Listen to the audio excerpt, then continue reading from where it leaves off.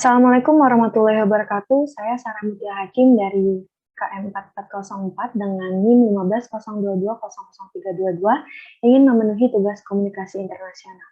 Di sini saya mengambil Museum d'Orsay yang terletak di bekas Gare d'Orsay, sebuah stasiun kereta api dan hotel yang dirancang oleh Victor Laloux. Dibentuk antara tahun 1898 serta 1900 dan terletak di tepi kiri Sungai Seine di seberang Taman Tuileries. Dulunya stasiun kereta api. Ya, gedung museum ini awalnya merupakan stasiun kereta api Gare d'Orsay.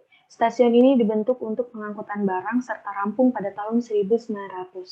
Gedung ini dibentuk menggunakan Exposition Universelle dengan konsep 3 arsitek. Yang pertama Lucien Magnet, yang kedua Émile Bernard, dan yang ketiga Victor Laloux. Konsep Gare d'Orsay disebut sebagai konsep anakronisme. Dan pada waktu itu stasiun ini berperan selaku halte arah Paris menuju Orleans. Stasiun ini disebut stasiun artistik karena kereta api merupakan inovasi modern pada era itu, sehingga para arsitek menginginkan gedung yang menciptakan identitas modern dari moda pemindahan terkini. Gare d'Orsay justru memperoleh gagasan seni bangunan sehingga rancangan tersebut menutupi teknologi canggih di dalamnya. Stasiun ini merupakan halte kereta api di Prancis sampai 1939. Setelah 1939, stasiun dipakai untuk layanan pinggiran kota serta menjadi pusat pengiriman sepanjang World War II.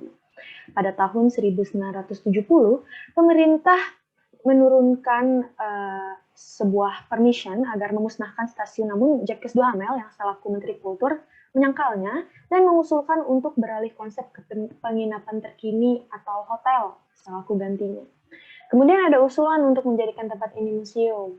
Usulan untuk menjadikan stasiun ini museum tiba dari Direktorat Museum Prancis. Idenya ini bertujuan agar menjembatani kesenjangan antara Museum Louvre, serta Museum Nasional Seni Modern di pusat Georges Pompidou.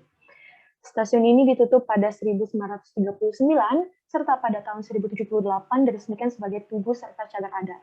Setelah itu, pada bulan Desember 1986 dibuka kembali untuk umum selaku museum. Nah, keputusan untuk mengubah Gare d'Orsay ini menjadi museum datang pada waktu yang tepat karena karya dari koleksi nasional membutuhkan akomodasi baru. Museum ini juga berusaha menyajikan pemandangan yang kompleks dan komprehensif dari akhir abad ke-9 dan awal abad ke-20 dan memulai koleksi fotografinya sendiri serta memperoleh karya tambahan dari koleksi nasional untuk membantu koleksi seni dekoratif dan arsitektur. Semenjak grand opening pada tahun 1986, museum sudah mengakulasi buatan dari pasar uang yang sempat dipamerkan oleh museum ataupun institusi lain semacam Nature Unveiling Herself Before Science oleh Louis Ernest Barrias, yang awal mulanya ditugaskan untuk Conservatoire des Arts et Metiers dan The Thought serta Gapura Neraka dari Auguste Rodin. Karya seni apa aja sih yang dipajang di museum ini?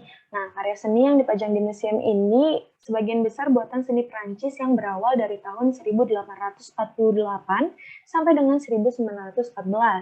Terdapat gambar, arca, mebel, serta fotografi. Ini menampung koleksi terbanyak buatan impresionis serta pasca-impresionis di dunia oleh ilustrator seperti Berthe Morisot, Degas, Renoir, Monet, Manet, Cizanne, Sisley, Seurat, Gauguin, serta Van Gogh. Banyak dari buatan ini diadakan di Galeri Nationale du Jeu de Paume sebelum museum dibuka pada tahun 1986. Ini merupakan salah satu museum seni terbanyak di Eropa. Nah, menurut Google Arts and Culture, karya seni yang terdapat di Museum d'Orsay berjumlah kurang lebih 2.150 seni.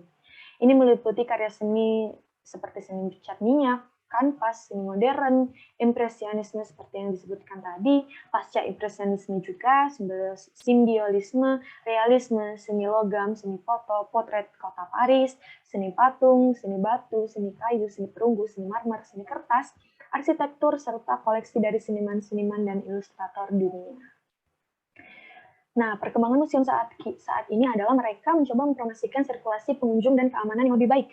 Museum merenovasi bagian interiornya antara 2009 dan 2011, termasuk galeri impresionis dan kafe. Musée d'Orsay tumbuh menjadi salah satu museum yang paling banyak dikunjungi di Paris. Biasanya menerima lebih dari 3 juta pengunjung setiap tahun. Namun pada 2020, museum mempunyai 867.724 wisatawan, turun 76%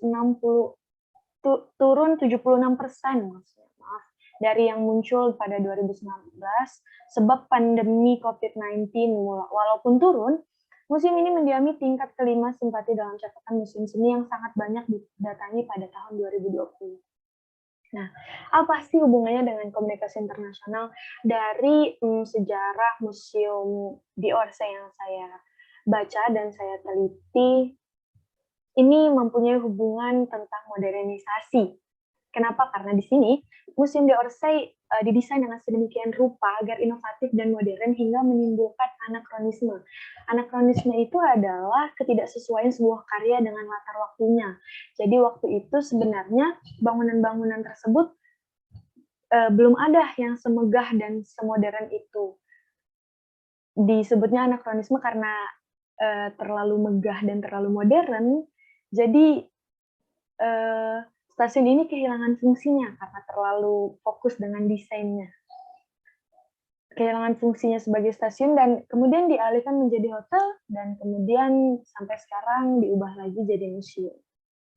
Ini memperlihatkan adanya efek modernisasi yang menimbulkan pergeseran antara budaya lama ke budaya baru.